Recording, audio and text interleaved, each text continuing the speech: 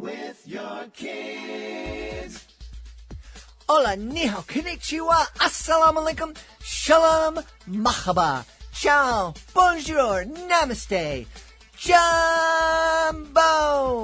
bienvenidos. Hey, my name is Jedley. Welcome to Reading with Your Kids. We're coming to you from the beautiful, wonderful, and oh-so-historical neighborhood of Reedville, located in the southwest corner of Boston, Massachusetts. We are so very honored and absolutely delighted that you're joining us in our mission to help all families grow closer through reading. We do that by sharing fun, thoughtful, and thought-provoking conversations with fascinating people who just happen to be writing books for kids of all ages. Books that you may want to add to your classroom or family library. Please be sure to tell all of your family and friends about the show and let them know that they can hear us on the WREB AM/FM 24/7 radio network. And they can find us on the iHeartRadio app, Spotify, Apple Podcasts, Amazon Music, Audible, Good Pods, Podcast Addict, CastBox, Player FM, Boomplay, Ghana, Himalaya, wherever you find your favorite shows. We have two wonderful guests for you today. First up, Tina Shepardson is returning to the show to celebrate the Sorry Seeds. And later, we'll be meeting Lynnette MaWhinney. She's celebrating her graphic novel, Mamie Phipps Clark, Champion for Children. We'll also be taking a listen back to a fantastic podcast for kids. It's called Solve It for Kids, and it stars our Dean of all things STEM and STEAM, Jennifer Swanson. Are you looking for a creative way to bond with your kids?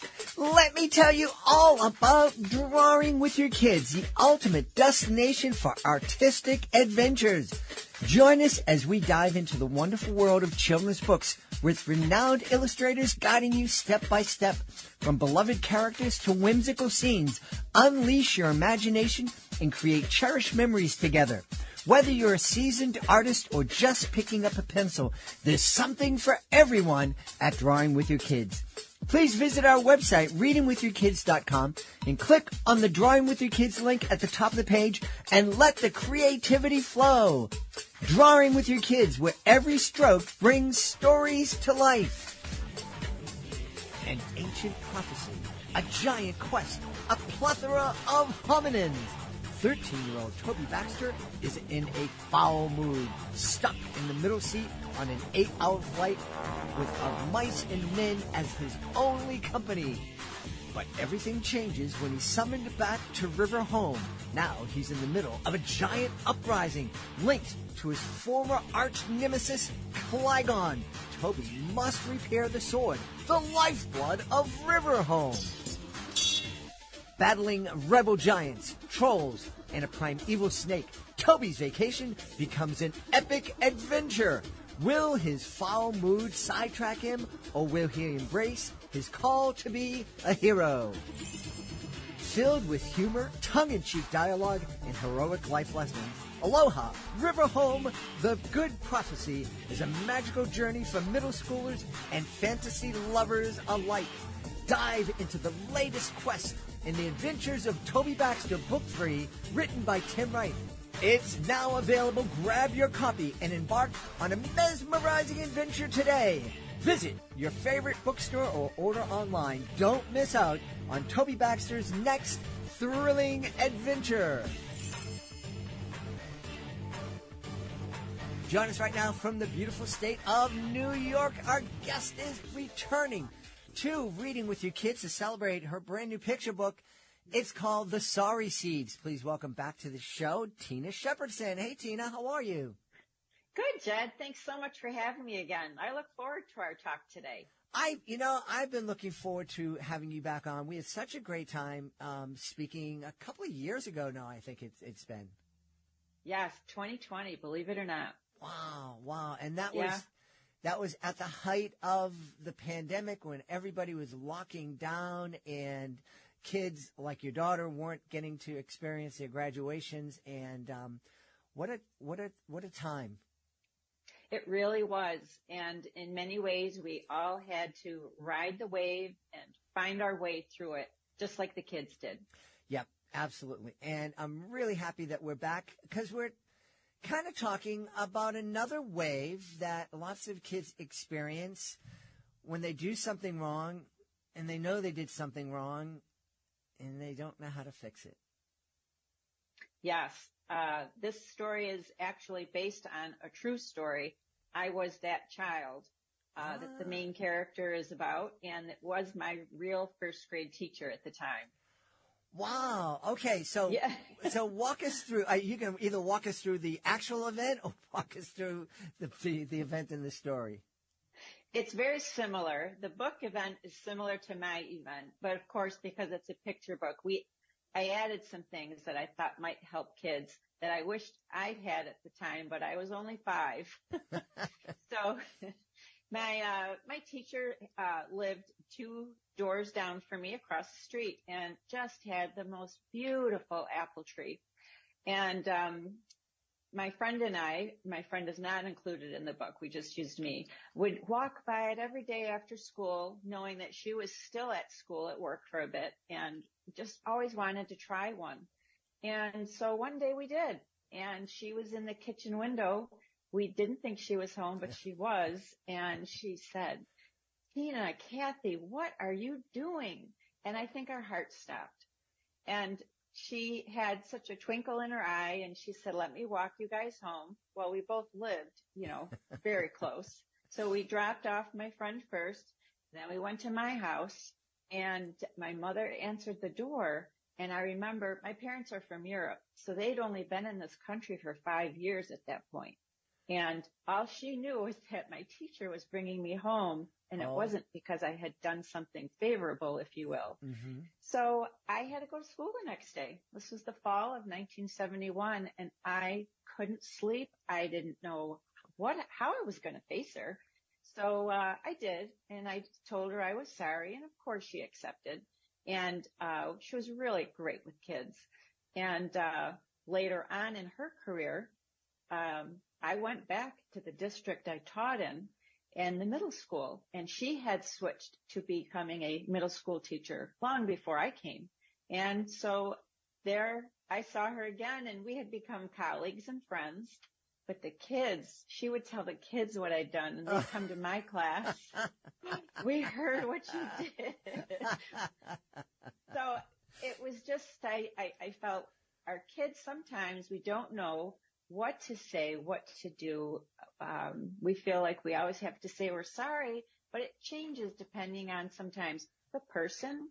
We have all these emotions. We don't know what to do with them. And so that's what really prompted me and to use that example. Wow.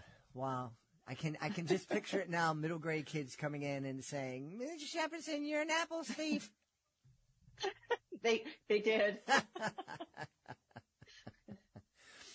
What are some of the things that went through your mind as a 5-year-old, knowing you had to face the judge or face the music the next morning? I thought she would I thought she would never like me. Kids want to be so liked and accepted by their teacher. I was so afraid that I'd lost that. I had such a lump in my throat. Even that next morning, I do remember it like it was yesterday. I got off the bus, and my legs were like thick tree trunks. Everybody else was racing in like kids do into first grade or primary school, and I just walked so slow. I remember peeking in to make sure she was even in the room, thought maybe a substitute would be there, but no, she was there. And she was fine. I did go over to her and say I was sorry. And she was lovely. She always had that twinkle in her eye. But it took me, because I also felt like I disappointed my parents. They just were like, "You shouldn't have been there. You didn't ask first. You need to ask." And I'm sure she would have said yes. Right. And perhaps even have gone with you. Yeah, it's so hard for kids to realize that. Mm-hmm. Yeah. A lot has changed since 1971, and schools and teaching has changed. I'm imagining now that there's a fair amount of parents who would have reacted in a completely different way and turned around and blamed the teacher. And what do you mean? I don't disagree. You know, can you talk a little bit about that as from a teacher's perspective? I know my beautiful wife experienced this in her 34 years. There was a real shift from what you experienced, what I experienced, what I told my kids, which was, if I get a call from the teacher or you get in trouble at school, when you get home, you're going to be in trouble with me. And nowadays, it seems like the first thing out of a parent's mouth is, my kid didn't do anything wrong. What did you do to my kid? And, yeah, we have to advocate for our kids.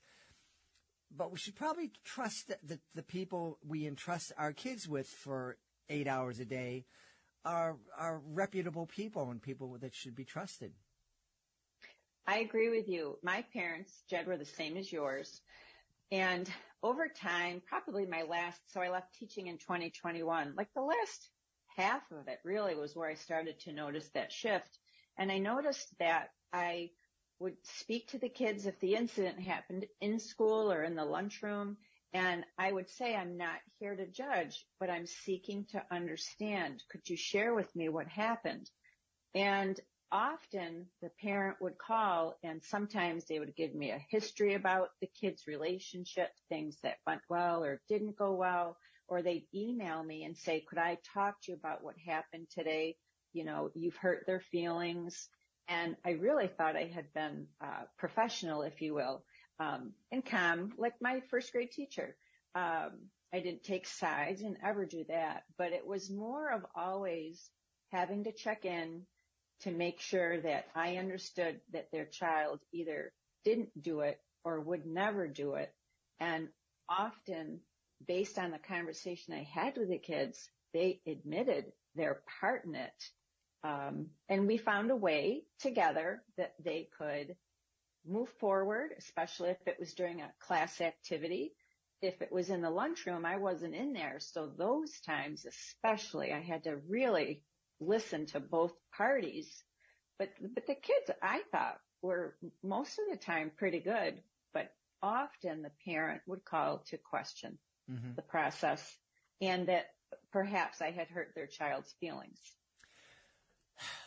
I don't remember my parents being worried about my feelings being hurt at all. Mine either. I was there to learn, period. This is not related, but I remember there was an incident with my son. I think he was in 6th grade. And he came home and he was telling me how his teacher was disrespecting him. She's so disrespectful and blah, blah. And I'm like, okay, well, I don't know. Let's just go and talk to the teacher. You're complaining about her. You can address her. And then, so that was in the afternoon. We took him to football practice. And at one point, coach said to the team, go right. And everybody in the team went right, except for my son and one of his friends. They went left. And the coach, like a lot of coaches do, he just went up with his whistle in his mouth, just started blowing the whistle in both kids' ears, and just like, hey, you're going the wrong way, and yelling at him. And so the kids turned around and went. My kid loved the coach. Absolutely adored it. Would never complain about it at all. And then we went to school the next day, talked to the teacher. I said, you tell the teacher what it is you're upset about. What did she do that? And he said, she told us we didn't have our homework done or something. It was something ridiculous. And I'm like, dude, you got to be kidding me. I had a similar incident. Mine was in 5th grade. They had swimming at the middle school that my daughter was in, and she came home all upset that the finger was pointed to her because they were getting out of the pool and they thought she was running. And I said, you know what? I don't care what you think they thought you did. It's the fact that you must have done something for them to look at you on a wet surface with other kids that they're all responsible for. And I said, you need to go in and apologize tomorrow. And I said, and I will check to make sure that you did. It's awful having a teacher for a mother. But she did. And it never happened again. Yeah. But, I wasn't feeling sorry. No. It's difficult. I'm curious, now that you are writing, and you're not teaching in the classroom anymore, but you're teaching through your writing. How has that shift? How has that shift changed you? It's interesting because I'm finding I'm using experiences where I learned the most because I was the most uncomfortable, if you will.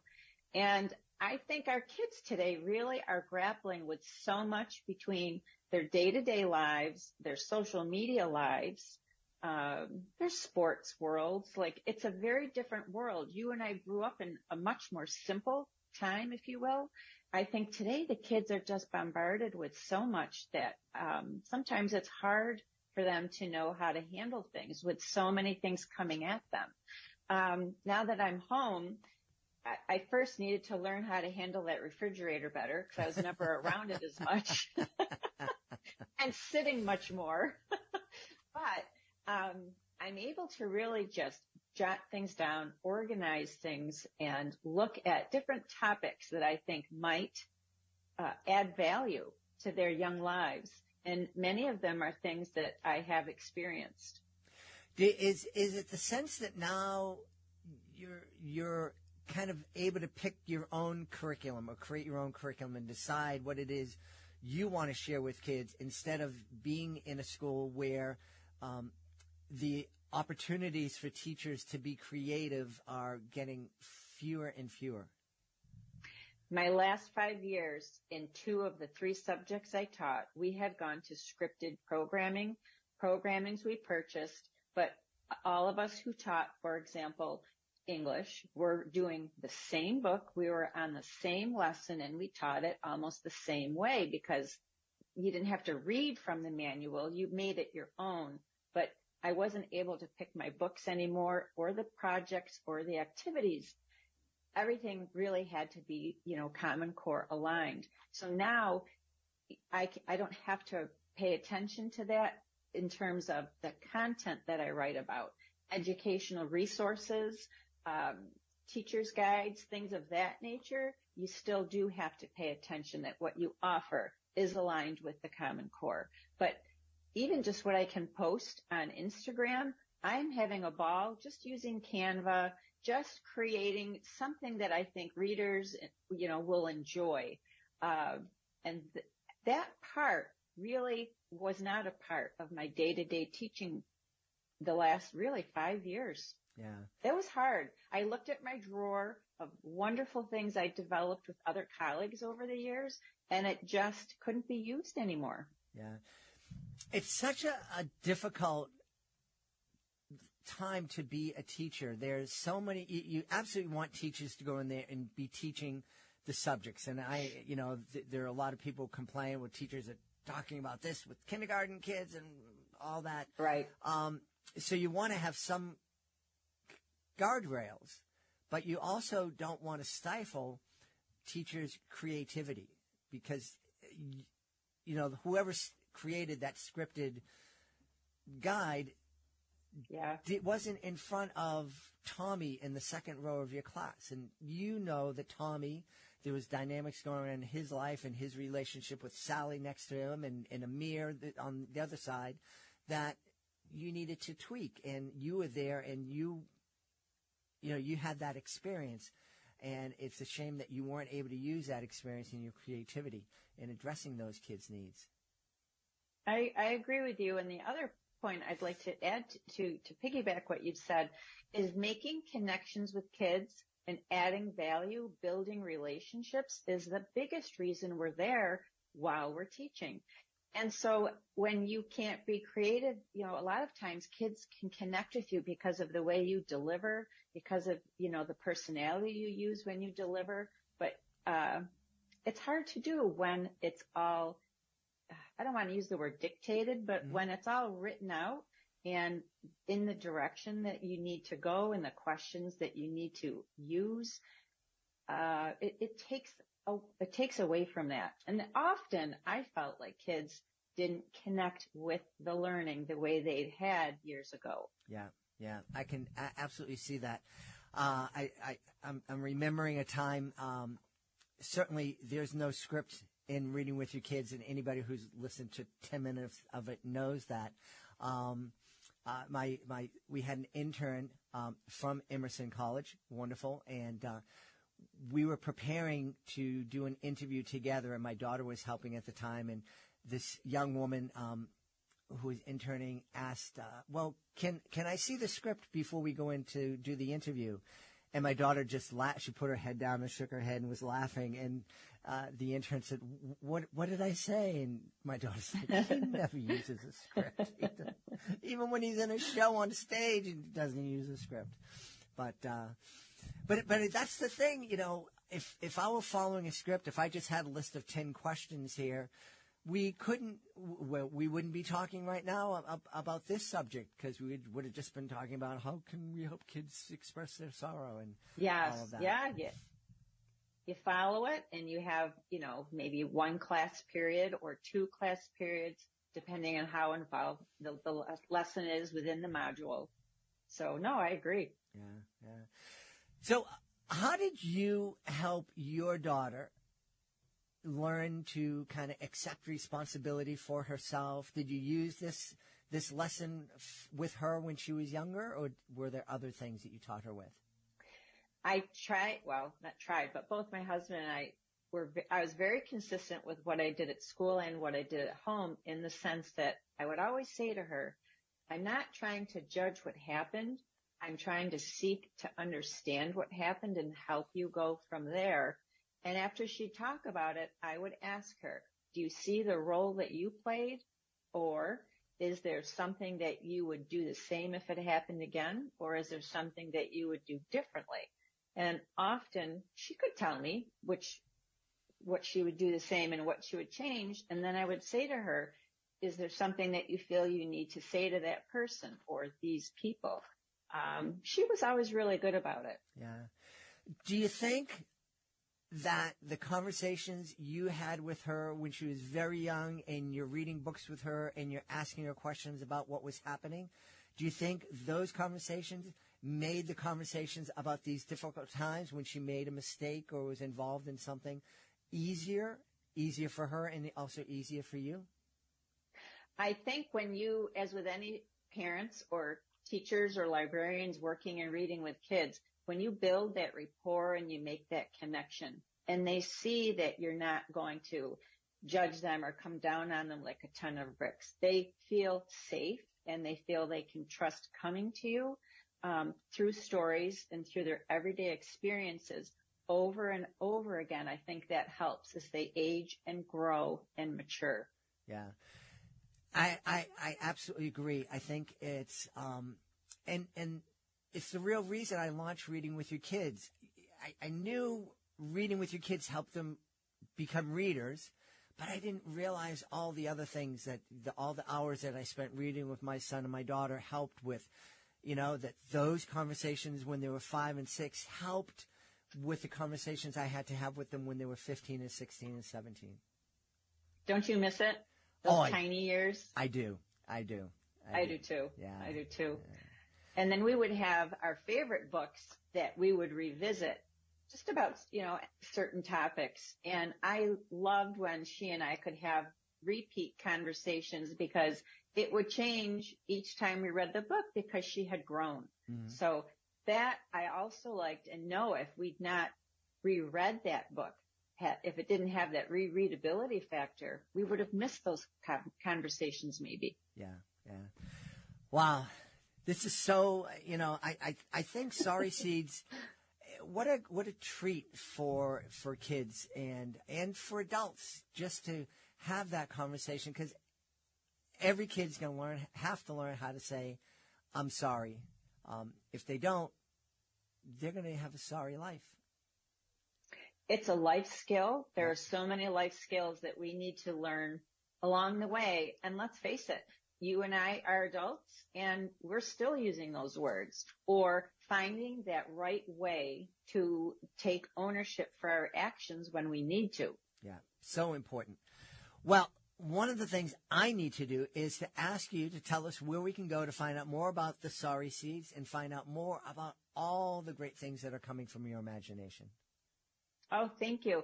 So the Sorry Seeds you can find on Amazon, Barnes and Noble, bookshop.org, and my website, TinaShepardson.com, will have the books that I have out and the ones that are upcoming, as well as my podcast link, the Little Leaders Podcast, Conversations with Kids, all in the menu bar.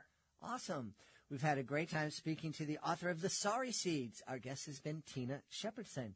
Hey, Tina, thanks so much.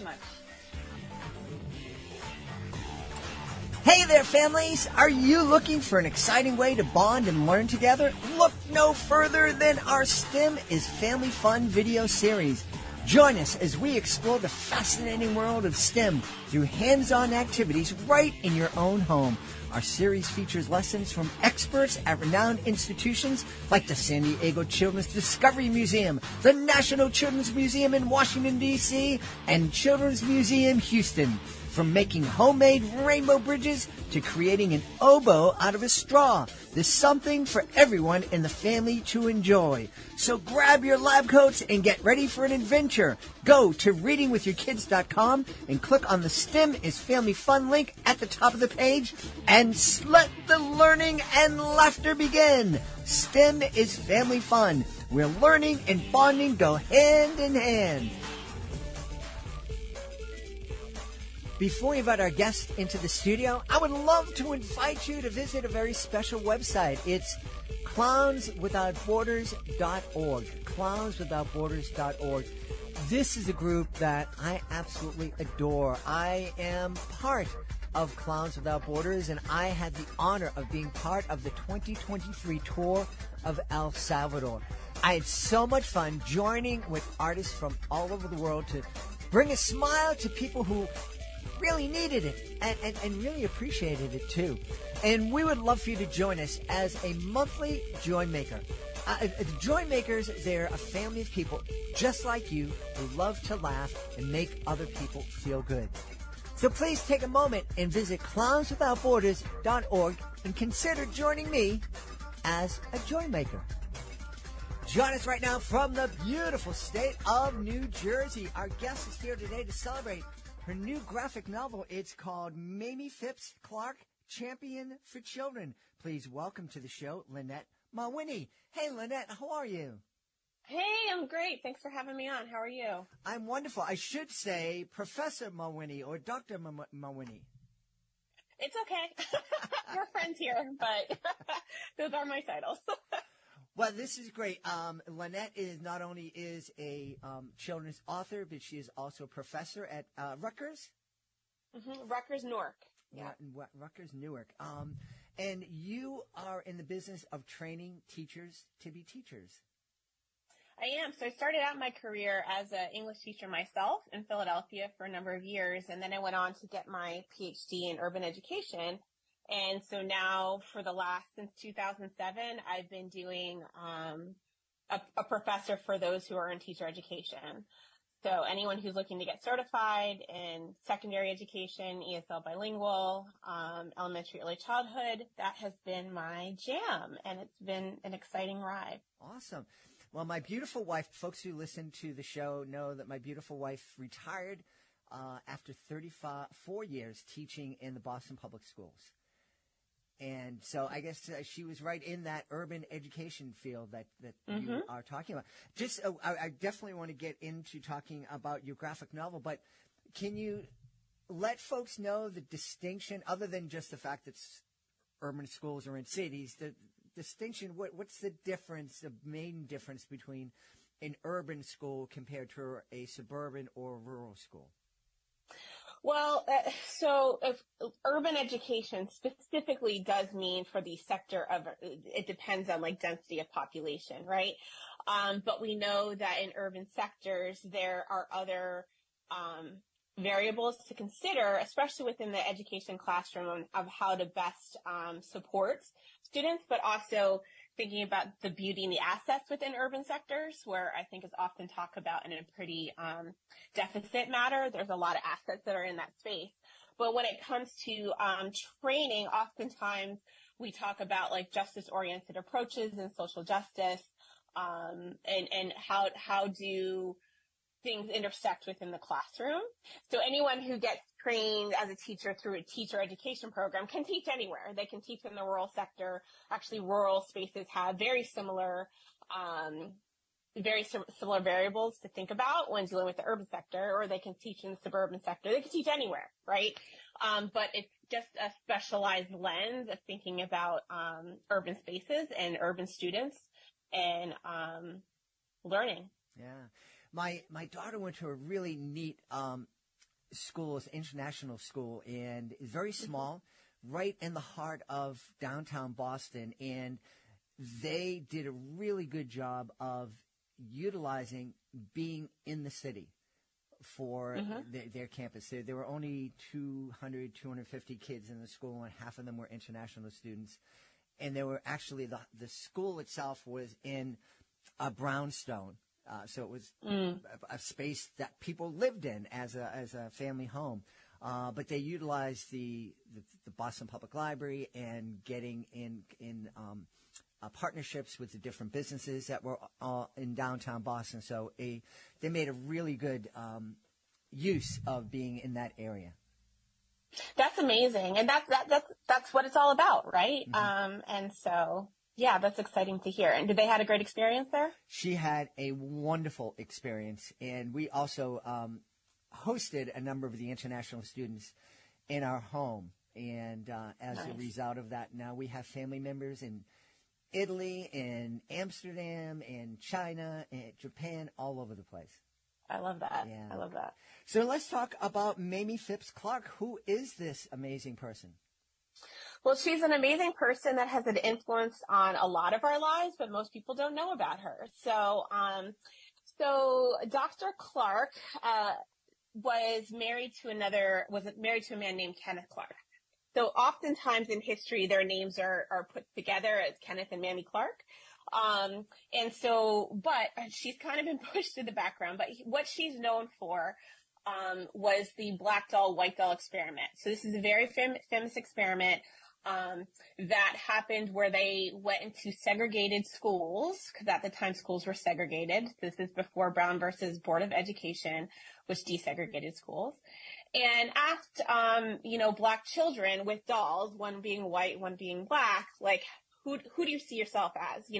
Who's good, who's bad? And from this research, there was a lot of negative thinking from the black youth, and these were, little kids, like 3, 4-year-olds, 5-year-olds, on how you see black and white. That study, so she invented this study as a master's student. It developed out, and she eventually had her husband on it. And then that study ended up being what was referenced often in the Brown versus Board of Ed decision. So her work, and then alongside with her husband, had a big influence as to how schools are desegregated today, how schools are still arguing to get desegregated today, because we still have cases that are going on, even here in New Jersey. But that's usually where it stops. So people usually hear her, they know about the black doll, white doll experiment, they've gone to the African American Museum and they've seen the dolls, but that's just it. But her story goes past that. She then created a center called the Northside Center in Harlem that helped to provide services for youth in the area, like psychological services, which then eventually had a school and still exists today. It's almost 80 years old. So she's had this long legacy of thinking outside the box and having a big influence on schooling today, but a lot of people don't know her. They might have heard the name, and it's usually if they took like a psychology class. But oftentimes she was pushed to the back. So I was asked to do this book by the publisher in this series that they have about extraordinary women in psychology, and I was like, yeah, I've heard of her. Same thing. I've heard of her name, like with this study, but that's kind of it. So I had to go on this big search to find her. And I always say it was like, where's Waldo? Because she was a lot of people front loaded, especially in those times, right? We're talking about the 40s and the 50s and the 60s where gender plays a role. And so she would do some of this work with her husband, who would go out and say, like Dr. Clement Clark would say, trust me, like I'm not the brainchild of this, right? My wife is, but she would often be pushed to the back. And so I'll give you an example. When trying to do research to find her, I found this one newspaper article, and this was a great depiction of what I mean by her being pushed to the back. It said, it was some big award. I don't remember the award right now, but she won this award, and it was her and two other men who won the award. And it literally said, like, I don't remember their names, but Dr. John Smith, Dr. Sam Sally, and Mrs. Kenneth Clark. Right. So when doing research, I had to do this differently because she's a doctor too, but that was gone. And then her name is like linked with her husband's. So even having to do the research and find her was really challenging, but a good challenge. But it's been really beautiful to see how her story resonates with so much youth even today, and how her legacy continues to live on daily. Yeah, that's really it's a great kind of reflection on the progress that has been made, especially in helping recognize the contributions of women and people of color. Mm-hmm. Yep, absolutely. Absolutely. She was the first in a lot of ways too. So she was the first Black woman to graduate Columbia as a doctoral student. Right. And so she's done all these like amazing grand things in her life. But also in the graphic novel, we take time to bring humanity to that, right? To know that this wasn't easy. This wasn't an easy journey at all. And it seems like all the things that she does were almost impossible, but, we are human. She did these great things, but we're human. Yeah, yeah. What was the thing about her that surprised you the most in your research? I think it's a little bit of she was known to be a little shy and doing all of this big work, which again I think helps for the research. Like her husband was kind of like the voice and in the front, but she's just like a boss lady that you wouldn't think that to be a personality trait, but it's one that I kept hearing often when going into the research. I think that was surprising, and I think what's just also surprising is, like how did she do it? So, I say that looking at the time when she was a doctoral student, she was also, so she's the first, right? She's the first and only Black woman. So all the pressures that come with that, at this Ivy League institution. At the same time, she was pregnant and also had another small child, right? So how are you doing that? Those already now seem like impossible things. Then at that same time, for the Black doll, white doll study, because she had the kids, Kenneth was out around the country doing the work. So then she was at home by herself, right? With these kids, then having schooling and then having to do this other study, which wasn't connected to her doctoral study. Like she did all the things. So I'm always surprised and marvel of like, how did she do it?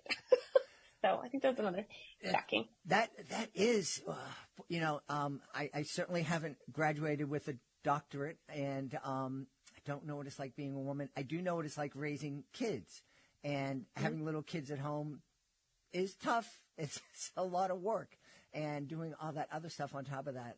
Hats off to her. Yeah. How did you telling this story through a graphic novel? How did you find that? Was it the perfect way to tell the story? Was this a new challenge for you? It's both, right? I knew, so when I was approached to do this book, I actually asked originally, can I have some parts be graphic novel? That's what speaks to youth these days, especially when we're coming to something that's like a biography, right? It just helps to make sense and give more visual instead of prose of like, in 1954, right? And then I started writing it, and then I went to my editor and I said, can we make it all graphic novel? Which is a big ask. And I'm so thankful, Imagination Press was like, let's go, let's do it. I know it's a big ask to ask them, but the way that her story is, the way that it lays out, speaks better to that. But it was a new challenge for me. I never wrote a graphic novel, and it's a very different style. I compare it to almost screenwriting, right? Not only do I have to write what's being said in each of the dialogue boxes, but I have to actually design what is happening in the dialogue boxes so the illustrator then knows, right, okay, over here, right, Dr. Clark is to the right, and then she's looking right. I actually have to write all of that out so the illustrator can then draw it. So that was definitely a new challenge of thinking about, okay, I have to write what the dialogue is, and then I have to write what I'm actually seeing. Yeah. And how that should lay out. That is a lot. It's a lot, but it was great and it's fun. And, my next thing I want to do another graphic because I really, really enjoy it.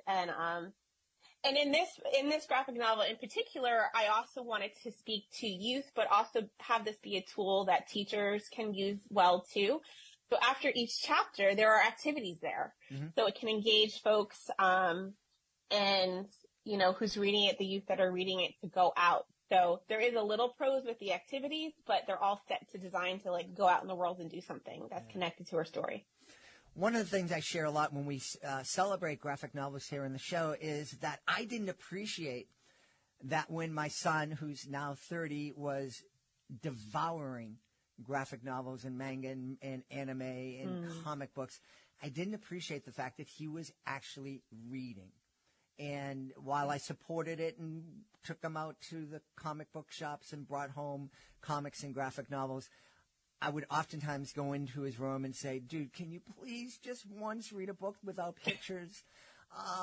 And so I didn't acknowledge that he was reading and he was a voracious reader. Are educators embracing graphic novels the way they should these days? They really are. There's been a switch. When I started teaching in 2000, I remember I would let my students read graphic novels or comics, and some of my colleagues would push back and be like, "Well," and I'm like, "But they're reading, right?" Kind of just exactly what you said. Now more and more it's being instituted, and because of that, how we did this graphic novel, the one feedback we do hear from teachers, and I do think they're right, is the all caps that we see in all comics. That's a little bit harder for students to gain, and then how they're teaching. So we did actually have it in regular, lettering with capitals and lower letters. So that's something we're trying to hear that the teachers want and need, and we put into the book. But yeah, more and more, especially, I guess, again, now we're seeing more biographies, especially nonfiction. It's easier to teach that way when you can actually see it. And so there has definitely been a switch within the educational world to embrace graphic novels, which has been beautiful. Yeah, that's great. You were mentioning that in creating this book, you had to be thinking almost as if you were creating a movie in terms of not only writing the prose or the text, but imagining the scene and the visuals. Any thought of turning this into a movie or documentary or anything like that? Oh, I would love that. I mean, her story has a lot to say, so I'd absolutely love to do something like that. But yeah, I mean, I would have to learn those steps. I've never gone into that world before, but her story reads really well. Her story starts when she was age 4. And that's where the graphic novel actually starts, where this incident happens in her town, and this incident basically makes her the advocate that she is for the rest of her life. And so it's her story's real. It connects in many ways. And so I think visually on a screen, it can do that well too. You teased it. You got to tell me what happened when she was 4. So,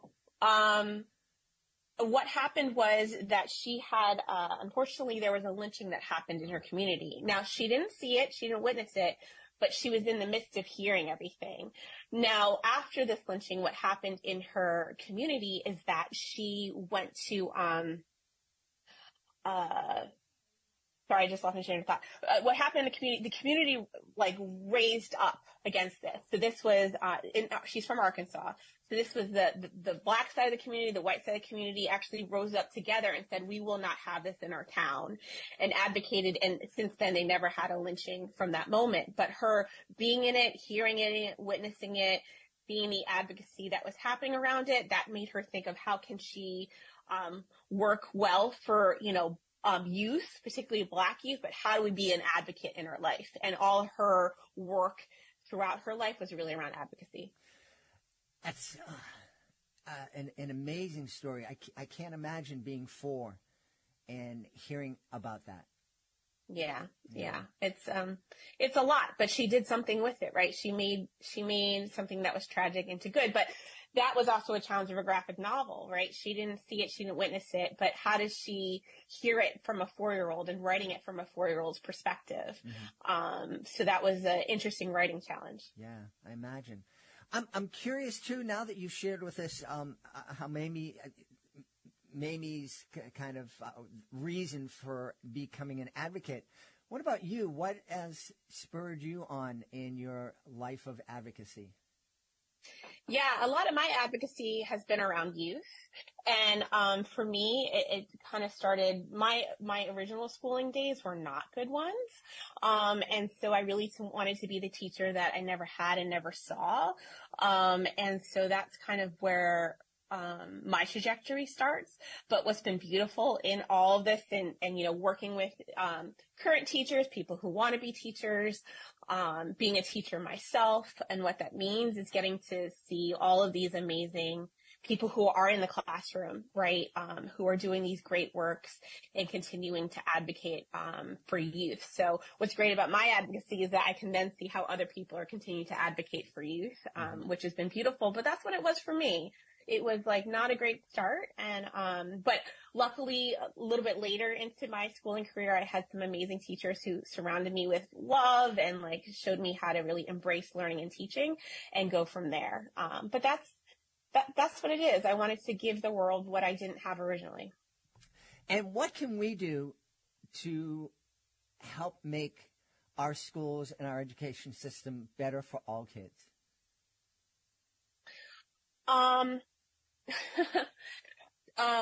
That's a really good, big, loaded question. Well, that's my job. So I'd say this, right?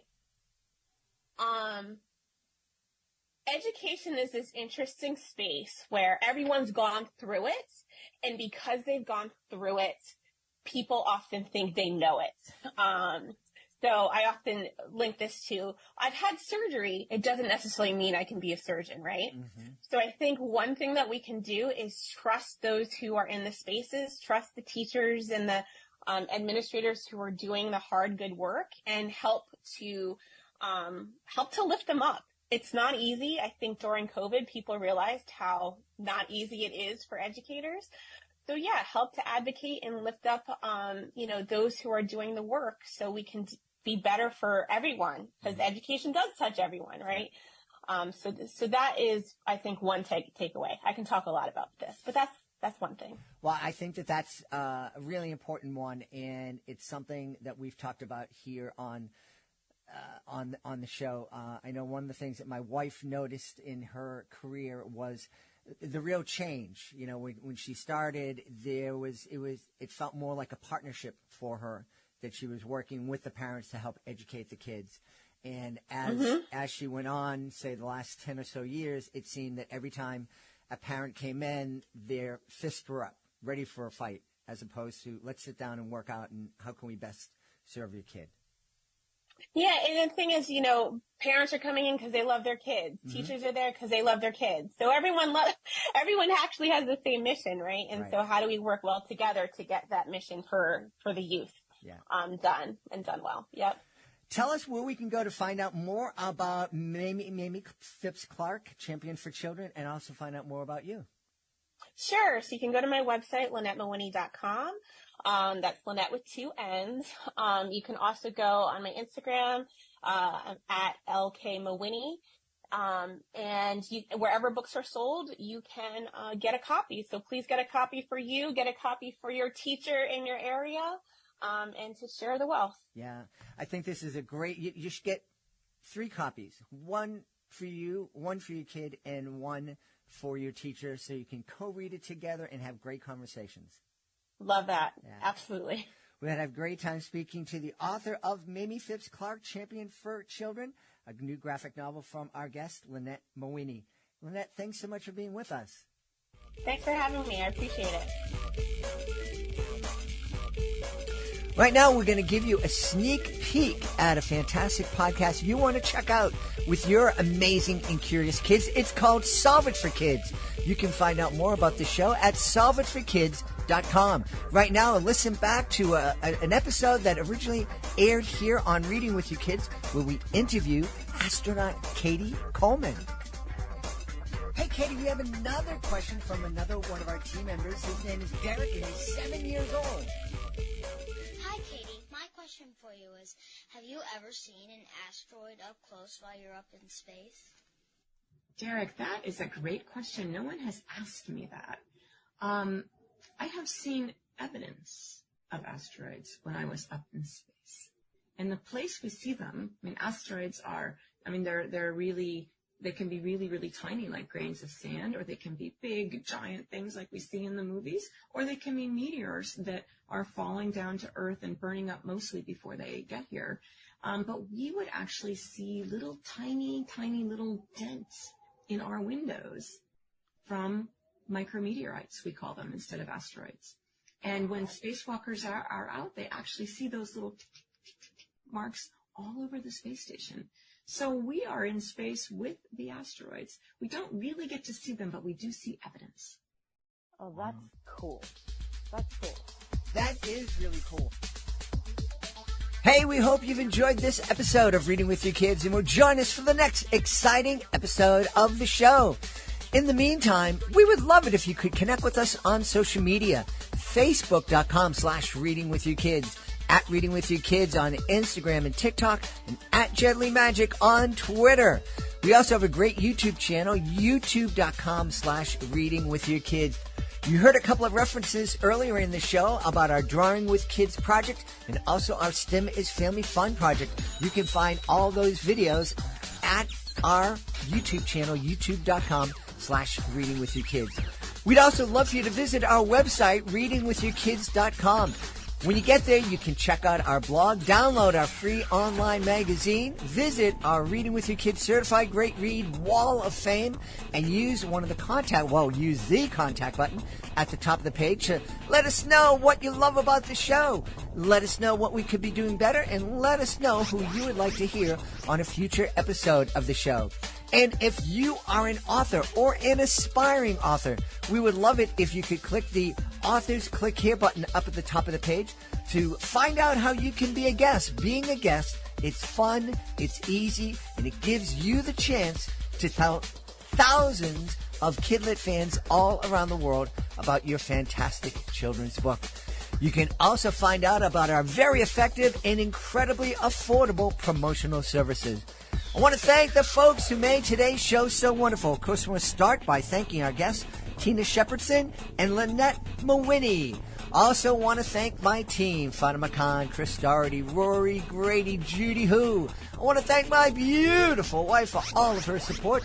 But most of all, we all want to thank you. Thank you for taking the time to tuning in and listening to the show. And thank you so very much for taking the time to make the world a better place by reading with your kids. I'll be looking to you in the next episode of Reading with Your Kids.